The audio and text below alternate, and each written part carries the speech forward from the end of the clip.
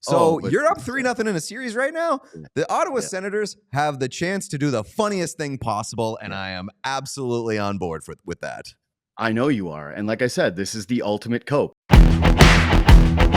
From Ontario to discuss the Battle of Ontario, JD Bunkis of Sportsnet and Sportsnet 590, The Fan. You can check out his show where sometimes you will hear a couple of goofballs from this program joining to discuss anything. JD, how are you, buddy? I am well, and I am so happy to be here. Like DJ, you know I love you. You know I love to chat. You're an honorary Canadian. But Petey, my boy. What? How are we doing, brother? Because I've been waiting. I see you coping. I see the clip of Ottawa getting scored on in overtime. I see you in your hat. Moment. I see it dropping your head in shame. You know, I see what's going on. I see what's going on with your Boston Bruins right now, where you got Cam Neely calling people into the principal's office when they're getting scolded. You're staring down the barrel of a series that's going to involve Brad Marchand playing for a team you hate, looking great in those colors against the Toronto Maple Leafs. Like, what do? Do you watch? Are you able to sit through it? Let's clarify here. I only hate one team in the playoffs, and it's yours. That's it. I'm kind of sick of the Panthers, but I don't hate the Panthers. Pete confirmed does not hate the Montreal Canadiens. You heard it first. Yes. Not this iteration. Likes the Canadiens. Pete, Bruins fan that loves the Canadiens. Habs guy. No. Hates doing laundry. That's disgusting. Pete's experiencing something that he does to me sometimes, so I'm kind of happy to see him go through it.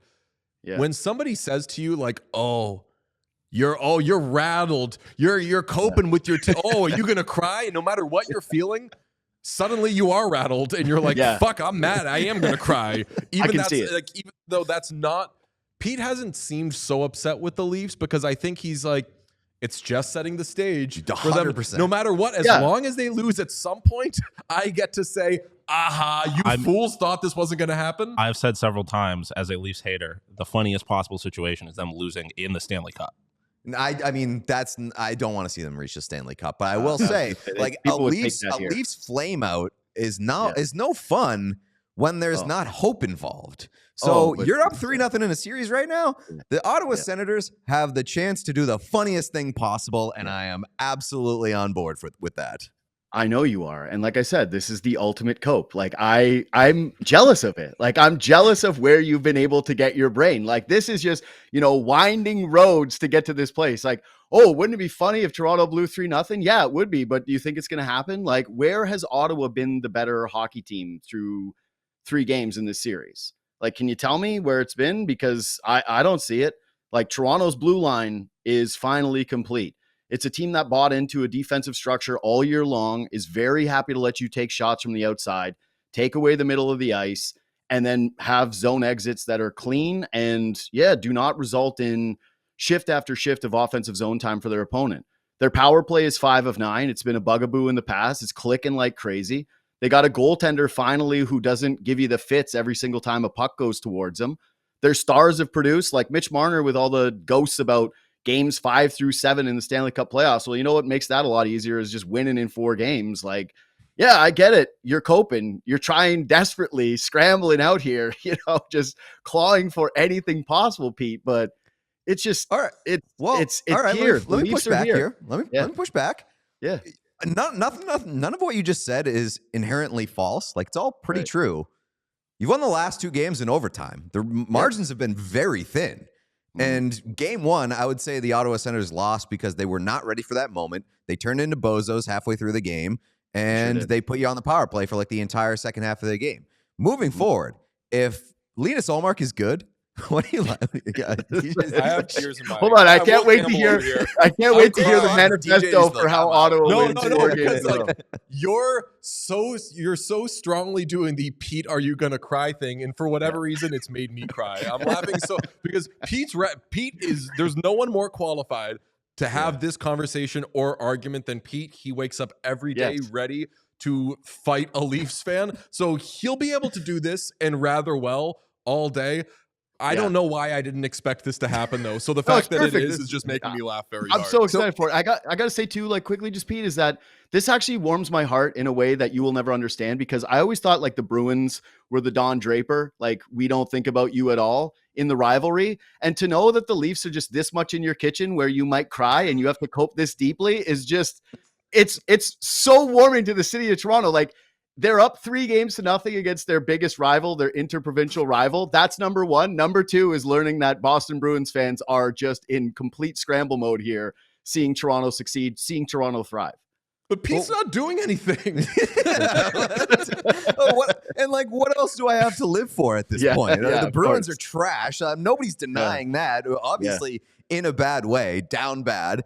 But yeah, I mean, like the level of confidence that you have that things aren't just going to fall out of the bottom right now is totally undeserved.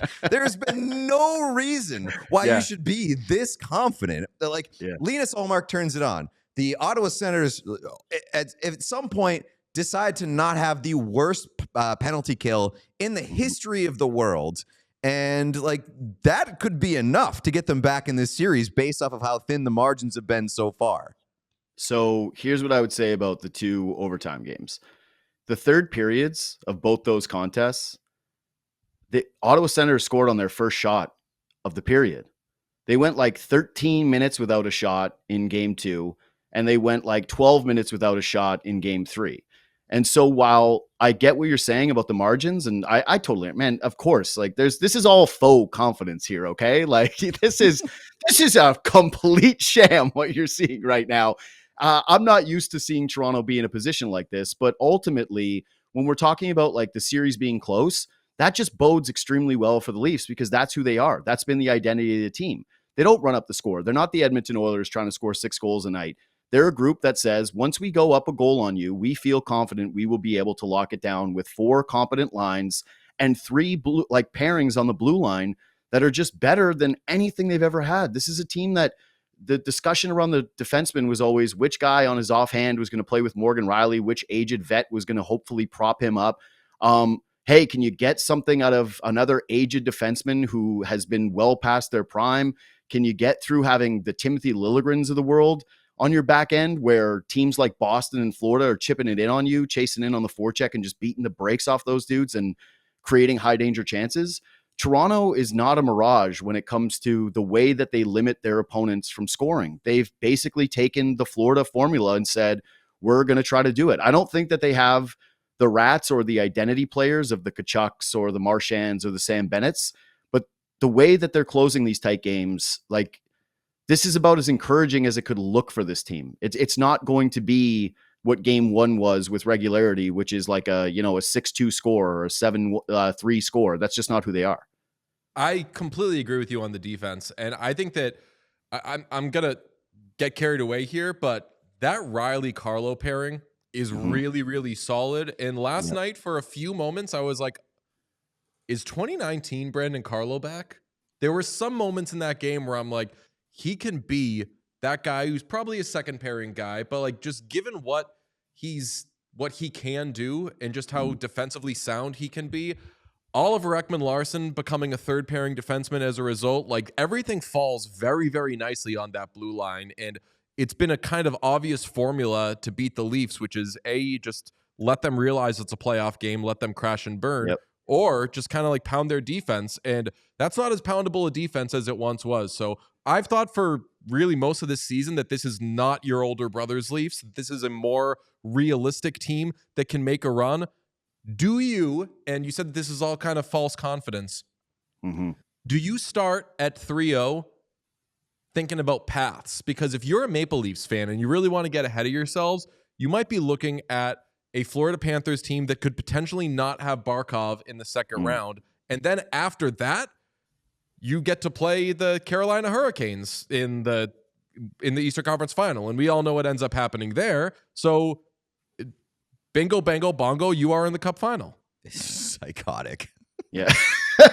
Path is there. Psychotic. Path is there. Okay, so here's the thing. You're both right. Like Pete is right because they just have not had proof of concept. And like that's what they're famous for. And you are what you are until you aren't, right? So yeah, I don't think that anybody's getting too ahead of themselves from the standpoint of their fandom, because this team has let them down year after year after year, and there's always some heartbreaking moment. What I will say is that, yeah, DJ, if you're looking at it from a rational standpoint, Toronto and Florida are the two best teams in the Eastern Conference. Like, flat out, they're the two best teams.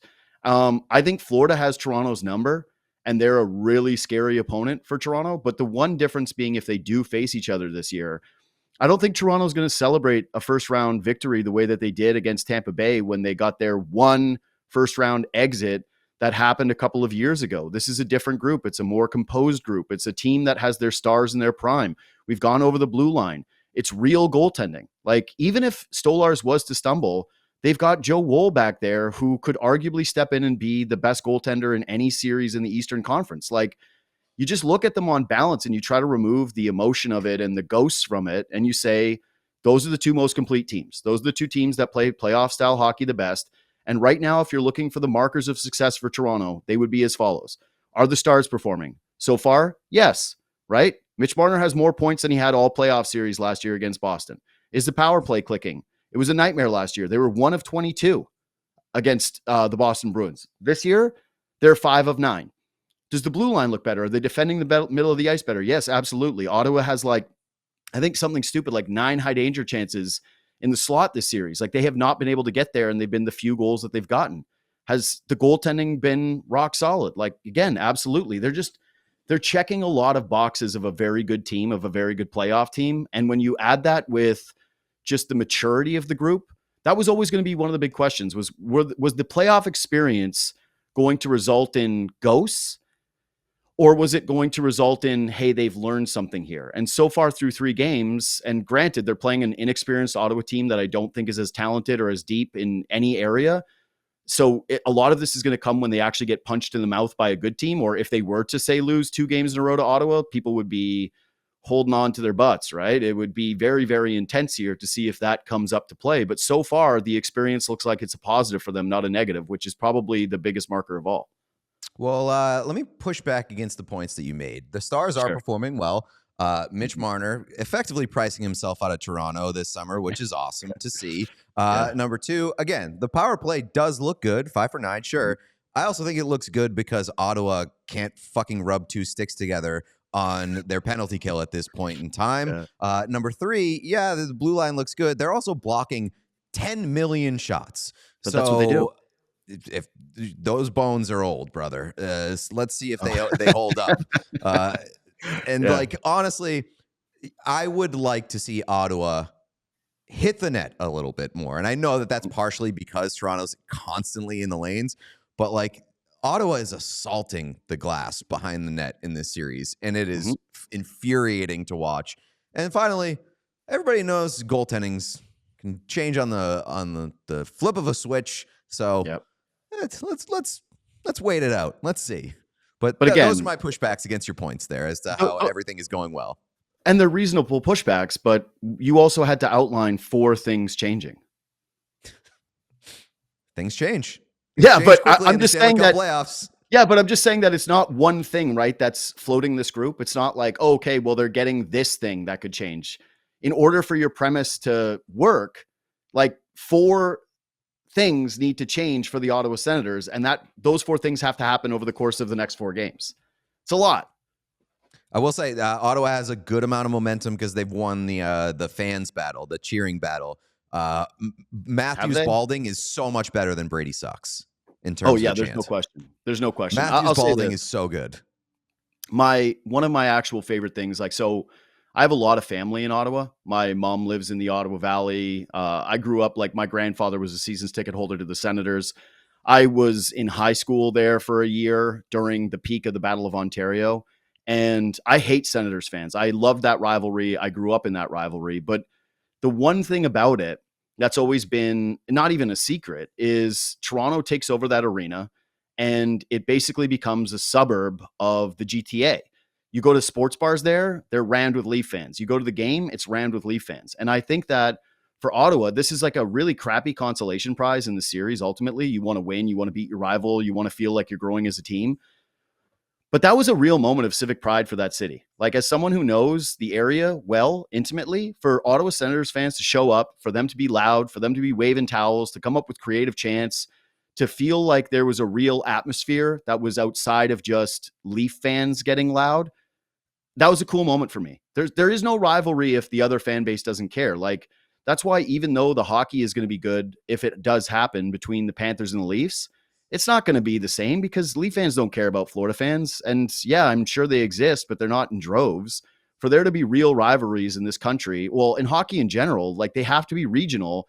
They have to be people where you can see the other fans. And Ottawa showed up and they showed out and they were awesome. That being said, I think that game 4 is going to be an all-time sell for Sens fans. I would guess that it's going to be 60-40 Toronto, because you do not want to be in that building if you get swept as a Senator fan. And even if you win, Leaf fans are holding up 3-1, and it's just not going to be a pleasant night. Well, it's not just Ottawa fans that are behind the Senators now. Literally the entire country is. They are America's team. All the momentum pushing their sales forward, if you ask me. But this is what we want. This is what Toronto fans want. They don't want people on the bandwagon, like, from other cities. They want to be the evil empire. That's the thing that sucks. They're supposed to be the Yankees, but they're not. They don't win anything. And I know it's been a while since the Yankees have done anything.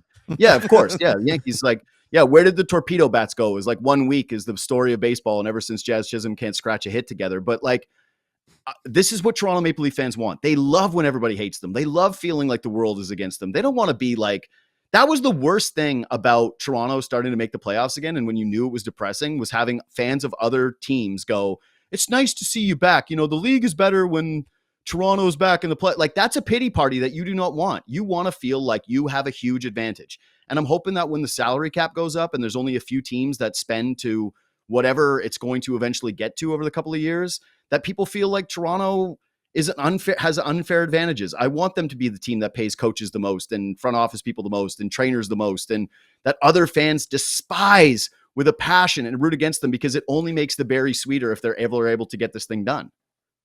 JD, you're incredible. This was an outstanding, to say performance makes it sound like any of it was kind of put on, but that's just you, brother. You know your shit, and you're aggressively anti-Pete, which we never get people on to do that. The chat, can I say, I actually love like Pete. We gotta, like, is this the first time they've had someone on to just yell at Pete? Incredible stuff. Sort of Felger, but he yells at both of us. Yeah, Felger's his own thing. Kind of the same energy, though. Like, you arrived here ready to fight when there was not really a reason provided. Well, there was a reason. I saw you wearing the hat. I saw you get on the auto. It's like, you're with us or you're on my against beloved us. Sens. That's what I'm saying, though, is you're with us or you're against us. You put the Senators cap on and you're against us, and you're a Bruins guy through and through. This is a good cathartic moment for us. Yeah, exactly. Like, it's the league is better when the Senators are good. Exactly. Yeah. People have been saying it for a long time. But I will say, like, is a compliment to your guys' show. I genuinely think that what you guys do in the digital space for hockey is incredible. Like, I love following along with you guys. I think that you're both, like, unbelievably passionate hockey people, knowledgeable hockey people. And yeah, in the digital space, I would argue, like, there's very few people in this sport that are as important. And so, yeah, keep up the good work. But yeah, Pete, eat it. What a nice thing to say. Oh, shut the fuck up. Sean, drop him. No. That was a very nice redemption boy. And nobody gives a shit. What a sweet boy. Sens in 7. Love you, JD. We all silly like the mayor.